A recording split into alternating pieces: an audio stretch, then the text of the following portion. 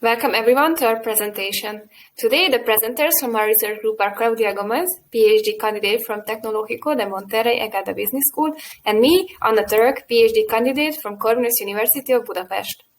Our systematic literature review is about female stereotypes in advertising within the different periods of feminism. The agenda for the current presentation is the following. After a brief introduction regarding our research group, motivation and contribution of the research, we present our conceptual framework and methodology.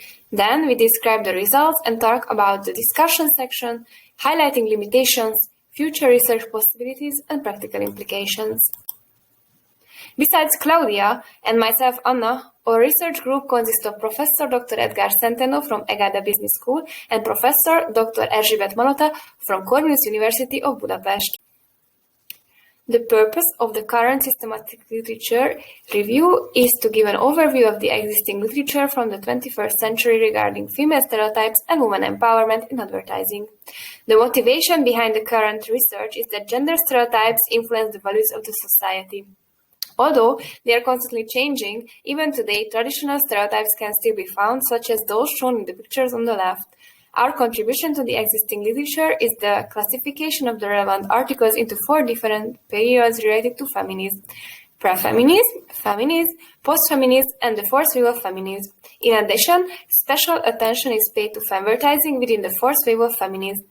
The most relevant trends, the methodology orientation, and the context of the research are identified, and we suggest avenues for future studies and inspire feminist marketers and practitioners to portray women and girls accurately in advertising. The periods of feminism are intertwined. As one slowly disappears, a new one emerges. This research presumes that the portrayals of gender stereotypes in advertising evolve continually and that they are in the center of the feminist periods. For this study, and within the fourth wave of feminism, femvertising is highlighted separately as it has a greater social impact than the other types of advertising. Over the years, new types of advertisement have appeared along with the feminist periods. For instance, in the pre-feminist period, the tobacco industry started to use promotional campaigns to affect female target groups. In the feminist period, feminist consumers started to evaluate the sexual ads positively. Consequently, there was a proliferation of the sexualized promotional messages targeting women. Furthermore, the post-feminist period incorporated emotional messages that encourage women to believe that they have the power to redefine the rules of beauty. It also encouraged women to think that their bodies are beautiful just as they are. A revitalized period followed post-feminism, the fourth wave of feminism, characterized by the adoption of the communication methods such as social media and internet.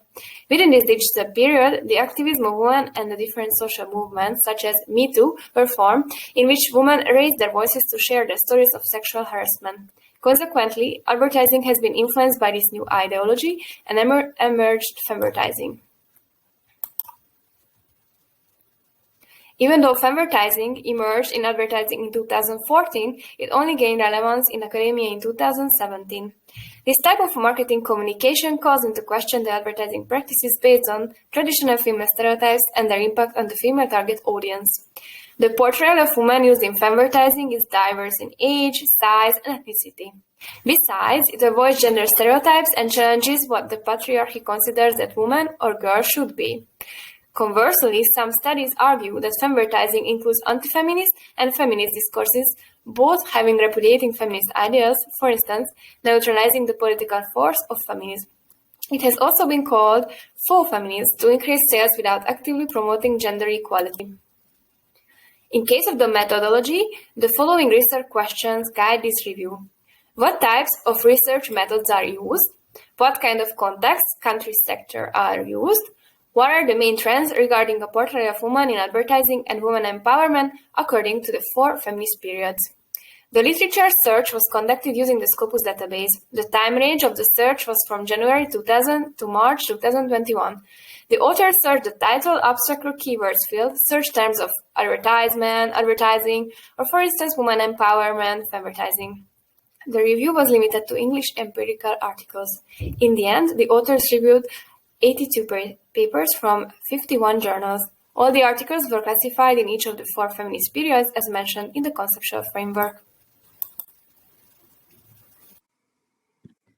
So now let's move on into the results. Most of the research about female stereotypes in advertising use data collected in one country. There is a need to perform global investigations collecting and comparing data from multiple countries. As concerns single country-based studies, the map on the right shows us the frequencies in the countries of research. Results reveal that most of them focus on the US, followed by the UK and Sweden. It is important to note that female stereotypes in advertising had been relevant in different regions around the world, including individualistic and collectivistic regions. However, more research is needed in Latin America, Africa, Middle East, Oceania, and Nordic countries. Let's move on into the context of the research.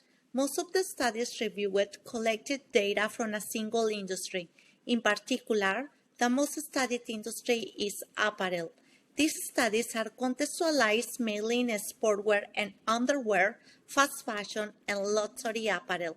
The second most studied was the beauty and personal care industry. The third most studied industry was advertising. This industry was contextualized in magazines, online advertising, and outdoor advertising. Finally, results revealed that few articles collected data from the STEM industry. As we can see in Table 1, most of the research were concentrated in the post-feminist and the fourth wave of feminist periods.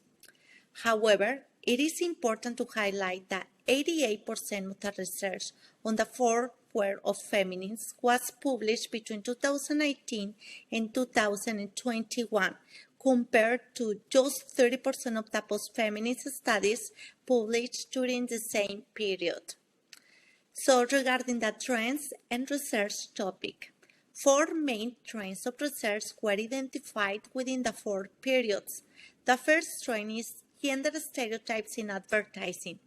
Is concerned with understanding how the representation of women in advertising has shifted from traditional roles to strong, confident, and autonomous roles. Most of the studies are concentrated in the post-feminist period. The second trend studies the factors that influence consumer behavior, including purchase intention, the attitudes towards the advertising, and the brand. Consumer behavior has been studied mainly in the fourth wave of the feminists. The third trend is concerned with the sexualization of women in advertising, which studies ethics and self-regulations, the feminist attitudes towards sexual appeal in advertisement, and the consequence of the sexualized portrayal.